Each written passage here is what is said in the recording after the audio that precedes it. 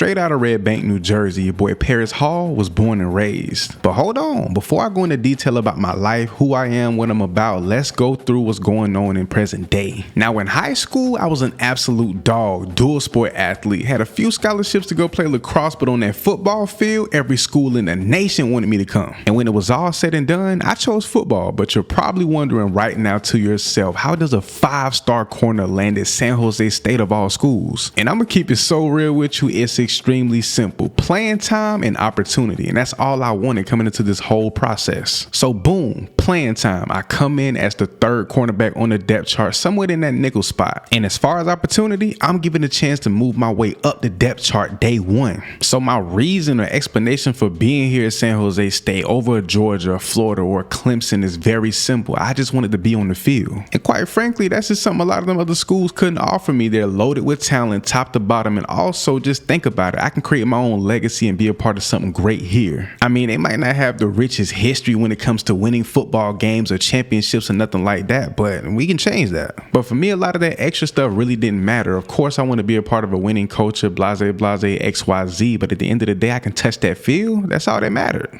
For the first game, a lot of people get on my head about rocking the XP helmet. Dog, all of the legendary and just dog corners in history rock this helmet. But as far as what I got on, accessory wise, I keep it real simple and clean. Now with all the guys leaving out, all together, band up, ready to go get in the crowd hype, I kind of hung back for a second to take it all in. It's really about to go down. Now off the rip, here in the first quarter, just trying to get my feet wet. We got FCS West at the crib this week to open things up. Now here in some cover 3, I'm supposed to be down here pressing on 3rd and 4, trying to get a hand on this receiver, completely whiff. It's almost like I had no time to react. Now in high school, obviously I wasn't no bum, but with me being 6'4", taller than pretty much any and everybody on the field, having above average speed, I pretty much shined amongst them all. College is completely different, dog. Everybody's tall, everyone's pretty much a freak of nature, and even though I'm 6'4", I think the fact that I'm only about 177 pounds soaking wet, it shows bright. But fortunately for me, one thing you can't be born with, like height or even other freakish abilities, is my ability to make a play on that ball. I'm a pick machine, and I'm guaranteed to get a few this season. And honestly, I'm trying to get a lot more than a few. I'm trying to break some records, whether that's school or all NCAA. I'm just trying to go crazy. And even though we're only in the second quarter, I'm kind of gassed, being that I've been assigned to follow around every team's fastest receiver on a week-to-week basis. And I'm pretty good in coverage with speed guys or even a big body receiver. It's no problem, but dog, chasing these one-dimensional guys around the field can be wearing. And honestly, that's one of the main reasons why I want to move up the depth chart, get away from these track stars and actually guard real deal receivers. But week 1, we end in a loss to an FCS team is crazy. Offense went stone cold on us all game. I walked out of this one with no picks, barely any highlights, and these boys get to walk out of here with their heads high. And after me personally having a disappointing freshman season debut, you better believe I'm hanging out to practice, putting in that work.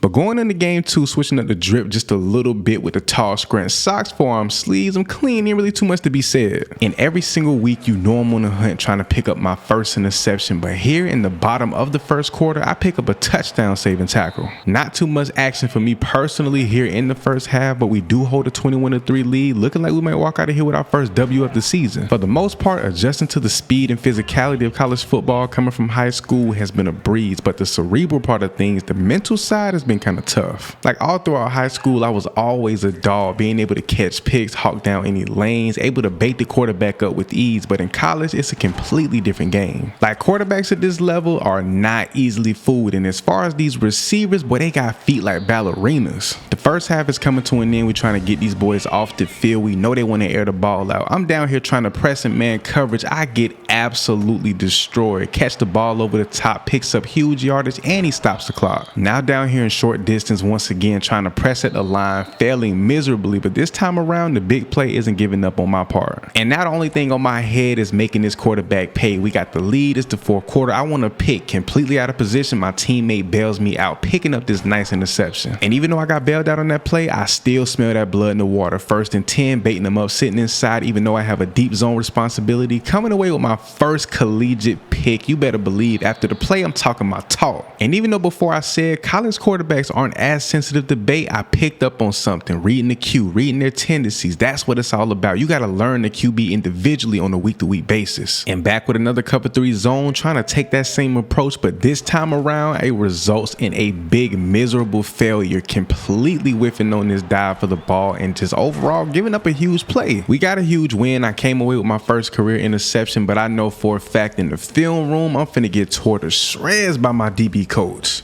Kennesaw State done pulled up to the crib this week, got that all blue on looking nasty, and the home crowd, they trying to get loud early. And keep in mind, they do have a star-studded running back on that side of the ball, so we got to be on point all game, got to step up in the running game if need be, like here on 2nd and 6. Got some man coverage here on 3rd and 7, trying to get these boys off the field. I'm supposed to be down here pressing, but I'm a back off. That's not my strong suit right now. We got to work on that side of my game. In my freshman season, that's what I'm dedicating myself to, my mindset, my focus, and overall just what I want to get better, to become more of a complete cornerback, more of a complete football player, period. But speaking of complete football players, how about one of my dogs on the other side of the field, coming through in the clutch with an interception, then riding this one all the way down the numbers to the crib for a pick 6, putting points on the board early. We got some second quarter action here, back with some man coverage, completely terrified to get torched going across the middle of the field, that I get absolutely decimated over the top, giving up a huge touchdown. And believe it or not, even though I've given up a few of those already just within these first couple of games of the season, my DB coach told me flat out, I'm not going to come off the field. He's not going to bench me. He sees the potential. He just wants me to reach the fullest of it. Now, to me in the moment, it didn't make no sense. And I know for a fact to you, it makes zero sense, but he kind of broke it down in a logical way that actually summed up to be something pretty great and inspirational when he was all said and done. Now, keep in mind, I just did 2 of the worst things you can do in man coverage. That's sit flat-footed, and I gave up all of my depth. My DB coach's exact words were, and it really hit home for me, dog. It really let me know he cares about me as a player, was straight up this: if he took me off the field, even sat me on the bench, he'd be doing myself and himself a disservice. And at first I didn't understand, but here's where that connection I grew that kind of made me want to come here even more, and also just that love I know he got for me as a player came in. He told me he'd feel like a complete idiot if he sat all that talent on the bench over a few mistakes and not let me get out here and develop, and that was all the fuel I needed. All I needed to hear to go out there and get my second pick of the season.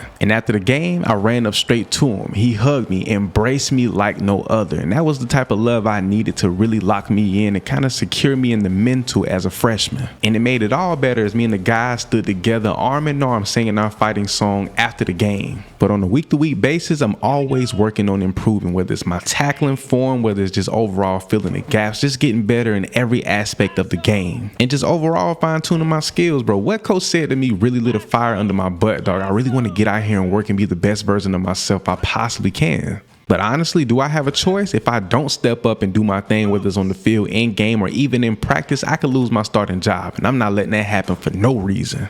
This might be the biggest stadium and the largest crowd I played in front of all season. We got Washington State this week. Kicking things off with a little bit of off-man coverage. Got my eyes on the QB. They decided to go with a run. I'm trying to get my feet wet early and get in on the action. But if I've learned anything from watching film all last week, I know this team loves to set you up. Go with the run a few times, then beat you over the top. So this whole little running attack they're trying to put on early, I know it's just a fluke. They're going to try to hit us over the top and put up a lot of points. But if they're not going to throw the ball to their playmakers, they'll definitely hand it off or even do a touch pass like they do here on 1st and 10, coming right to my side. I had him dead center in my sights, but we make a bonehead play. Me and my teammate ran into each other. And it's plays like that we just cannot give up, dog. We had him dead to rights, and we just completely messed that up. But if I've learned anything from my DB coaches, have a short-term memory. I completely forgot that play, locked back in. We're back in the red zone. I'm coming through with a big hit right here. Lined up in front of one of their impact players. They're going with this trips bunch formation, and they go with a route combination that would confuse anybody, but we're all over it, and so is my guys. We're going with some cover 3 as the first half comes to an end, dog. They take the top off. This receiver turned on the Jets, beat me up the field. Their impact player is definitely showing why he has that star, but nonetheless, he's still my responsibility. I'm still lined up in front of him trying to make things happen and shut him down, but not only him, but his guys on the other side of the field are making big plays. Watching 2 speedy receivers stack like this on one side of the field is scary, but I do a good job maintaining my inside leverage, giving up just the right amount of depth to bait this quarterback. And my main focus, especially over these last couple of weeks, is how do I align myself with my goals? How do I put myself in the best position to make a play on the ball and overall shut down every team's best receiver week in and week out? And the biggest thing, which is tendencies, dog. They've ran this screenplay maybe 3 or 4 times throughout the entirety of this game, and I have yet to pick up on it. I got to do better with that. And look, I know I'm a freshman. I got a lot to learn. Overall, I got to develop, but I want to be great so bad. I'm not really leaving myself any room for error. But them boys over here at Washington State ain't come to play. Hung up 41 on our defense, and it's just outright embarrassing. Offense did all they could. We just couldn't have their back.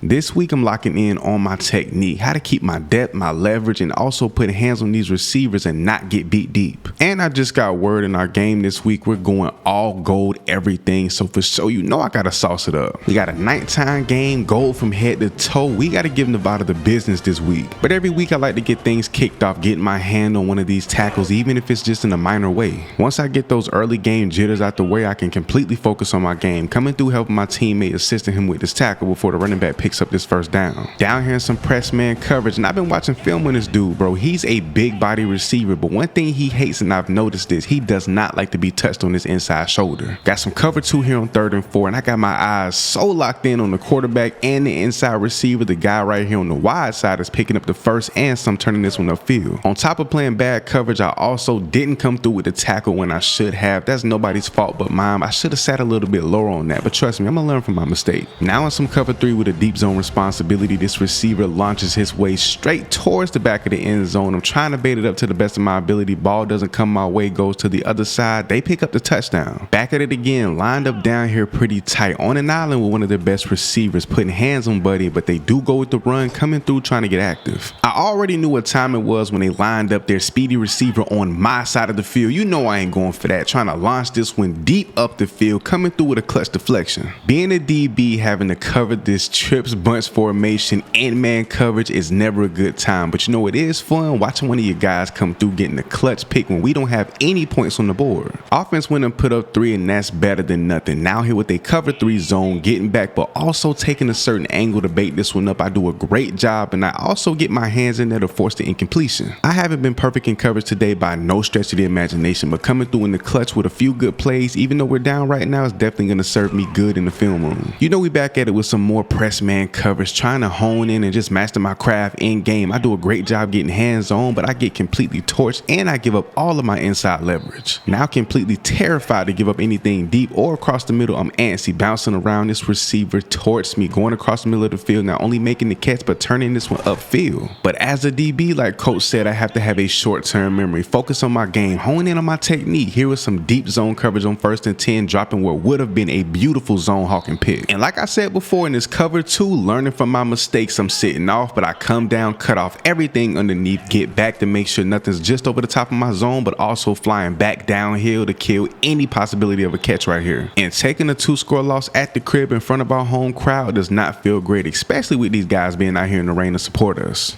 This week is going to be difficult to say the least. Torrey Horton and his Colorado State Rams, boy, these dudes got some dogs on that side of the field. And out the gate, lined up in some press man coverage against a potential 1st-round wide receiver pick. He kills me on the inside, gets my depth and leverage, picking up the first down. They go with the hurry-up offense. We drop into a deep zone. They call the perfect play with a quick screen to Torrey. He rides it up the sideline after breaking my weak tackle attempt. It's still early in this game for sure, but I'm not going to lie. The way they're getting him involved and he's inserting his dominance is kind of nerve-wracking. It's almost destroying my confidence. And even though I haven't earned the right or even a title to be called the #1 cornerback on this team, I've been assigned with stopping their #1 receiver. And even though I appreciate the assignment, the confidence in my ability, I think coach put me in and got me in a position to where I'm way over my head, even more over my head than this ball that was perfectly placed in this receiver's hands. He walks in for a touchdown. But it's hard to have a short-term memory like coach said when you're constantly being tested and failing to step up to the plate just about every single time, except for a few. Like so far throughout the season, even though I've been getting torched a lot, I have some good plays, deflections, PBUs, even a couple of picks under my belt. And speaking of good plays, how about this pick from my dog Larry T to take it back to the crib for the pick 6 that gives us the lead. We have a 4-point lead here midway through the 3rd quarter. Colorado State has been doing a great job running the ball all day, but it doesn't work out in their favor here on 3rd and 7. But now we're back at it. Off man coverage, 2nd and 8. Torrey's gonna run a quick slant across the middle. I get there just in time to lay a hit. He drops drops this ball, forcing the incompletion.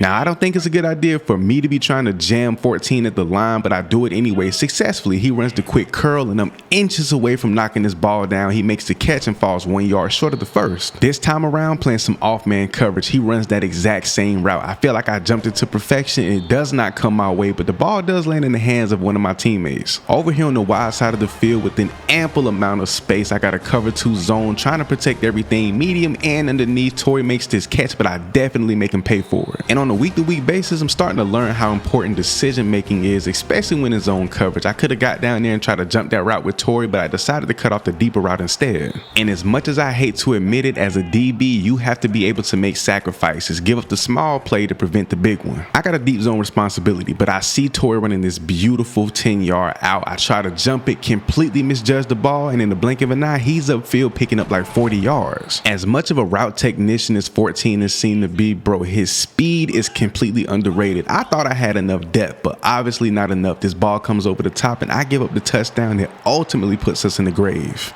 Over the last couple of weeks, I've had talks with my coaches on why I think that I haven't had the success that I feel like I should coming into this season. And I simply put it, I feel like I'm limited. I'm always on one side of the field guarding this guy or that guy. I want to travel. I want to do a little bit more. I want my role in this defense to expand. And this week, I get that chance to move up the depth chart to CB2. And with every pair of eyes from all these coaches being on me this week, I'm getting active in these tackling drills. And I can almost guarantee nobody expected me to step up and make these kind of hits on our starting running back. Now trying to work on my ability to get back to the quarterback, and I cannot lie, I'm struggling a bit. It's not really my strong suit. I'm more of a coverage guy, but we're gonna try to do everything that we can. After taking care of business and securing my spot to be CB2 on this roster, I want to do everything I can to prove why that was a good move from our coaching staff. And I'm really out to prove a point, because all over social media, all I've seen is how bad of a move this was. We're in short distance, we check into a zone, and of course they go with the simple run to walk it right up the middle for the easy touchdown. It's first down, and I'm completely neglecting the fact that I have a deep zone. I'm baiting this route underneath, and me and my boy get there to make this tackle, but not before he can make this catch. I went at the line here in press man coverage, but not only do I do that, I turn my back completely, plant my foot in that ground, come away with my first pick of this game, taking it all the way back to the crib for my first pick 6 of my career. Now here in some cover 2 zone in short distance, I have to be careful to not give up anything at the top of my zone, but also I got to get downhill. I do a great job at that, but poor execution on breaking on this ball. Slightly different zone, but the exact same mindset and responsibility. This time around, eyes on the quarterback, completely hawking this one down, coming away with my second pick 6 of the game and of the season at that, getting into the crib before I can get touched. We have an insane lead. This game is completely out of reach. We're for sure gonna walk out of here with a win, and I know for a fact all the haters and naysayers are dead quiet right now. We hang up 62 on them boys at the crib. That's the way you bounce back, if you ask me. And you know, at home after a big victory, we're singing that fighting song with pride. Now I guess it's safe to say, when you catch 2 picks and take both back to the crib, that'll earn you Mountain West Defensive Player of the Week honors. And you just might be able to tack on the title of being the National Defensive Player of the Week as well. I went crazy. It's an extreme honor. I'm just trying to keep up with this pace.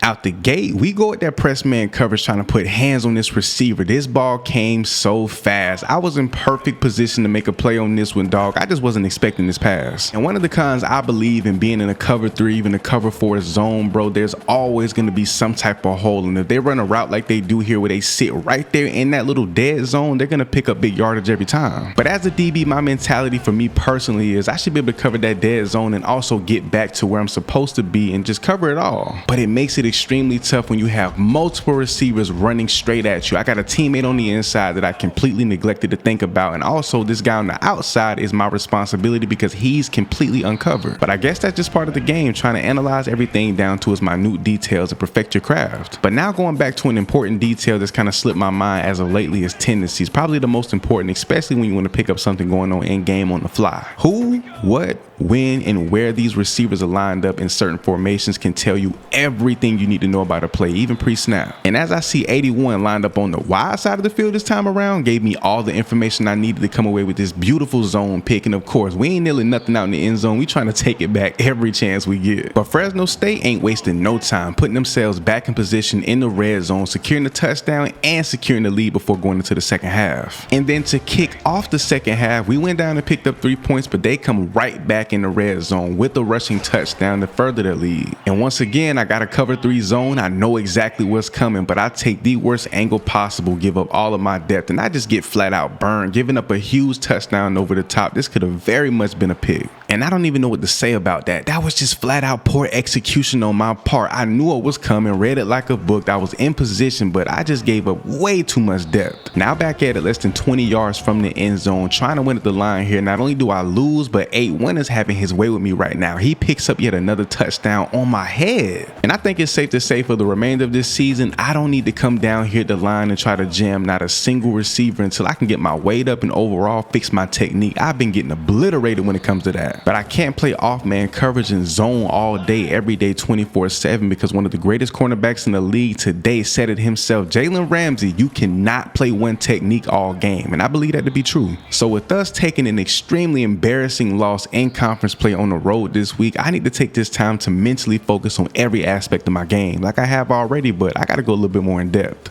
So Pete, I ain't find out till today when I got the film study that our cornerback, one, he went down with an injury. They saying it's minor, could be major, but nobody really knows. But what we do know right now for a fact, somebody got to step into that cornerback 1 spot. And I told myself, who better than me? And as much as I hate to say it, it's just the flat out truth. Bro's injury gave me the opportunity that I've been waiting for all season to become CB1. And by the time, if or when he does come back, this position will no longer be available. And with me being the #1 corner going into this week, I've been heavily focused on getting my body right, making sure I'm 1,000% healthy, and also just working in on my skills, fine-tuning my craft. And not only me trying to be confident in my own ability, but hearing it from coaches, other teammates, they can see over this last week, I've gotten a lot better with my newfound responsibility. And without a doubt, we got probably one of our toughest opponents of the season so far, Oregon State, and we're on the road. I got my stomach out, back out, I'm ready to show out. They got your boy lined up on the other side of the field. Finally, I'm in that starting role, the true starting role. Ain't no more excuses from here on out. Playing some off-man coverage here on 1st and 10. I got my guy running up the field. My eyes on the quarterback though, and even though I'm supposed to be tracking my guy, I track the ball instead, putting myself in position to come down with my first pick of this game early. But even with me coming down with that ball, creating a turnover early for Oregon State, they waste no time getting back into the red zone, executing this time around, picking up a touchdown. And here we go again, back with some cover 2 zone, which has been kind of my weak point all season, kind of on the neutral, if not the wide side of the field, giving up a nice reception. He picks up the first. That wasn't a detrimental mistake, but nonetheless, it was a big play, and I'm gonna make up for it. Don't know when, where, or how, but I will for sure.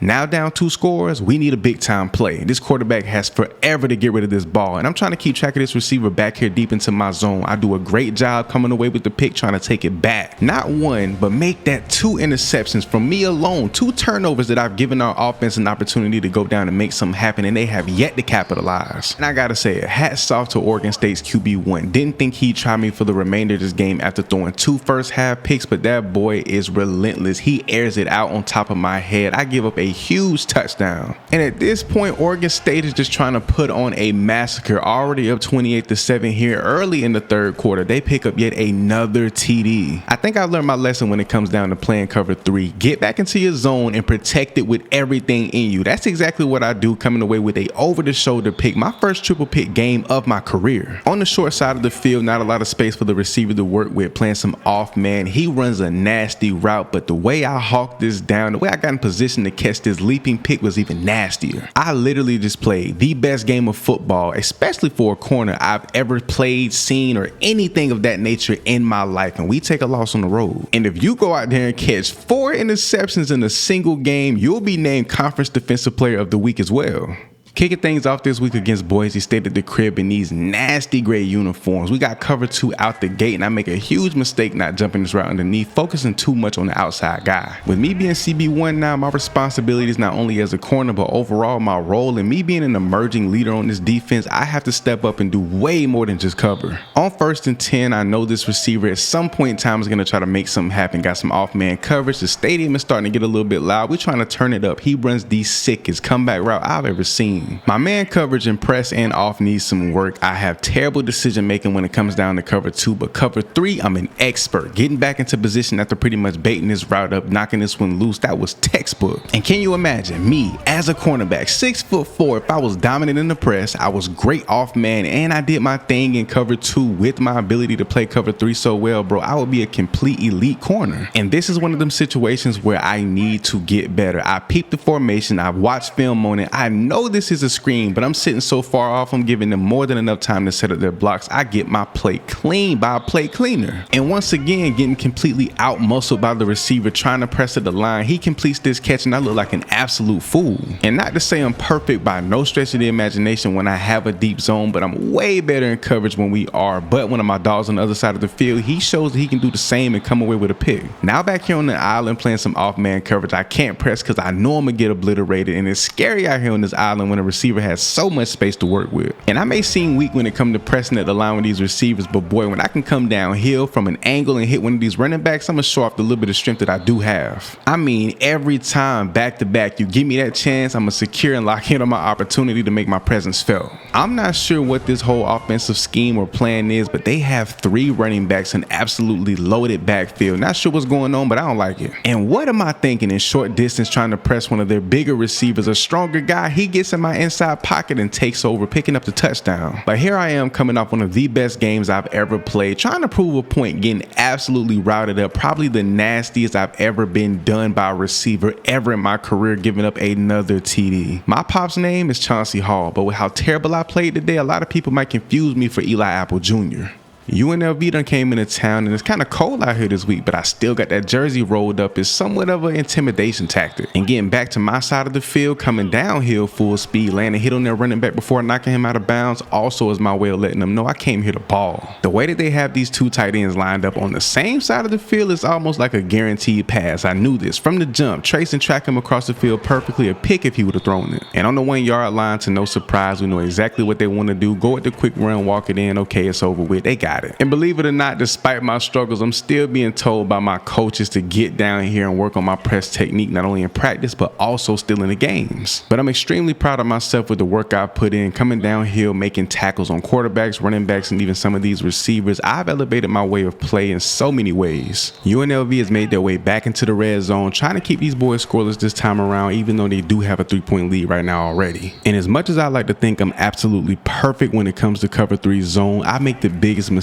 by trailing this receiver way too far across the middle of the field, giving up a touchdown dead center in my zone. Now we're back with some zone coverage, but I will not be making the same mistake, getting back into perfect position to come down with an interception, giving offense a chance to go down and actually put some points on the board. And here we are back in cover 2, where honestly this isn't my fault, but I should have definitely had way more depth than this. The big play is made, but I mean, I could have been there to stop that. And that's what I talk about when you're in certain coverages, bro, those dead zones, when the offense can sit receivers or put them in a position to be right there in that hole. It really works out in their favor. UNLV has completely ran away with the score of this game. Down 17 points, we desperately need a big play, and who better to call on than your boy 9, coming through with my second pick of the game. And one thing about it, you cannot deny the facts. Ever since I've jumped into this cornerback 1 role, or this quote-unquote starting role, I've been going absolute crazy. I haven't been perfect. I've made my mistakes, but I've been doing my thing. And you let me know, is it justifiable for me to be completely frustrated with the fact that we're losing week in and week out, taking out all my frustration out on this receiver, blowing him up after the touch pass? And it's hard to put the blame on anybody or either side of the ball. 1 week offense is not putting up any points, the next defense, we can't stop a cold. But go ahead and put this one in the books. Another week, another loss, 48-17, flat out embarrassing.